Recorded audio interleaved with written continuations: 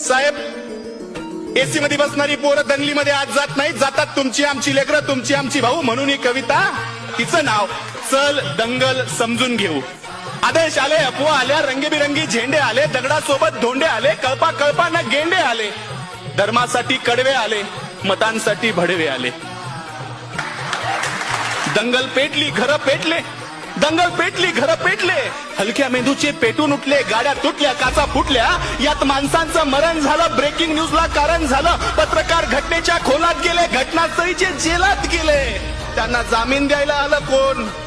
झेंड्यावाले का धर्मावाले? आले माय, बाप आणि भाऊ. चल दंगल समजून घेऊ, खरं खोटं तपासून पाहू.